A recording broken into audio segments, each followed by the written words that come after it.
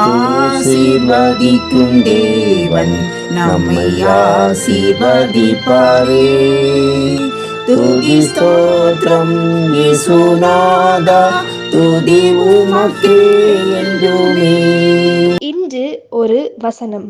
இஸ்ரவேலை காக்கிறவர் உறங்குவதும் இல்லை, தூங்குவதும் இல்லை. சங்கீதம் 121:4. அன்புக்குரியவர்களே, இயேசு கிறிஸ்துவின் இனிய நாமத்தினாலே உங்களை வாழ்த்துகிறோம், ஆசீர்வதிக்கிறோம். கர்த்தர் நம்மை காக்கிறவர், தம்முடைய இரத்த கோட்டைக்குள்ளே மூடி மறைத்து காக்கிறவர், அக்னி மதிலாய் நம்மை சூழ்ந்து காக்கிறவர், சுடரொளி பட்டயங்களை கட்டளையிடுகிறவர், தேவ தூதர்களை அனுப்பி காக்கிறவர், கோழி தன் குஞ்சுகளை செட்டையின் கீழே சேர்த்து கொண்டு மூடி மறைத்துக் கொள்வதை போல கர்த்தர் நம்மை பாதுகாக்கிறார். தேவ பிள்ளைகளே, இன்றைக்கு பாதுகாப்பற்ற நிலையில் இருக்கிறீர்களா? வானத்தின் கீழே திறந்து விட்டது போன்ற நிலையில் இருக்கிறீர்களா? எந்த நேரம் வியாதிகள் உண்டாகுமோ, பில்லி சூனியங்கள் தாக்குமோ, அசுத்தாவிகள் ஆட்கொள்ளுமோ, விபத்துக்கள் நேரிடுமோ என்று எண்ணி கலங்கிக் கொண்டிருக்கிறீர்களா? அனாதைகளை போல தவிக்கிறீர்களா? பாதுகாப்புக்காக ஏங்குகிறீர்களா? கலங்காதீர்கள். இயேசுவை நம்புங்கள், அவரை இருதயத்தில் ஏற்றுக்கொள்ளுங்கள், அவரை நோக்கி கூப்பிடுங்கள். அவர் நம்மை தேடி வந்த நேசர். தம் அன்பின் கரங்களினால் உங்களை அரவணைத்துக் கொள்ளுவார். ஆகவே எதை குறித்தும் பயந்து கலங்க தேவையில்லை. ஆண்டவர் இயேசு உங்களையும் உங்கள் குடும்பத்தினரையும் கண்மணி போல பாதுகாத்துக் கொள்வார். ஒவ்வொரு நாளும் கர்த்தர் உறங்காமல் கண்விழித்து பாதுகாக்கிறதற்காக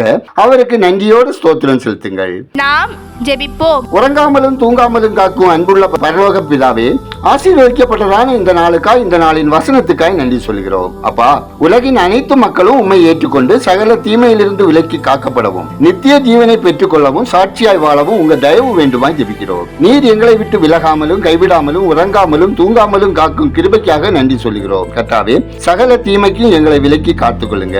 நாங்கள் அனுபவித்த துன்பங்கள் போதும், கண்ணீர்கள் போதும். எங்கள் வாழ்வின் தீங்கான நாட்களுக்கு முற்றுப்புள்ளி வைங்க. போக்குவரத்தில் தூதர்களின் காவல் தாங்க. கர்த்தாவே, ஒவ்வொரு குடும்பங்களிலும் தேவ சமாதானம் நிறைவாய் பெருகவும், பிள்ளைகள் கர்த்தரால் போதிக்கப்படவும், தீமைக்கு விலக்கி காக்கப்படவும் கிருபை செய்யுங்க.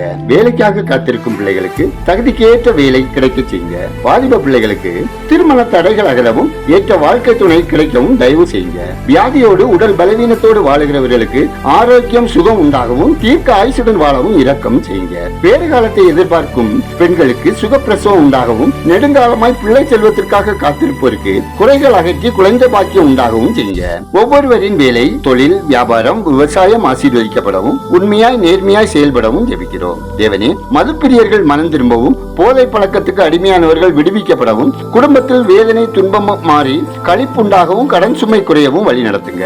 எங்கள் தேசம் ஆசீர்வதிக்கப்படவும், மக்கள் கர்த்தரை அறியும் அறிவில் வளரவும், மூட பழக்கங்களுக்கும் தீய பழக்கங்களுக்கும் விலக்கி காக்கப்படவும், தொழில் வளம், வேலை வாய்ப்புகள் பெருகவும், பட்னி இல்லாத வாழ்க்கை வாழவும், ஆட்சியாளர்கள் உண்மையாய் நேர்மையாய் செயல்படவும் ஜெபிக்கிறோம். ஊழியர்கள் மிஷினரிகள் நலன் காக்கப்படவும், ஊழிய தடைகள் அகலவும், ஆலயம் இல்லாத இடங்களில் ஆலயம் கட்டப்பட தேவைகள் சந்திக்கப்படவும், பணித்தளங்களில் விசுவாசிகளுக்கு ஏற்படும் பிரச்சனைகள் போராட்டங்கள் மத்தியில் பரிசுத்தாவியானவரால் தேற்றப்படவும் கிரியை செய்யுங்க.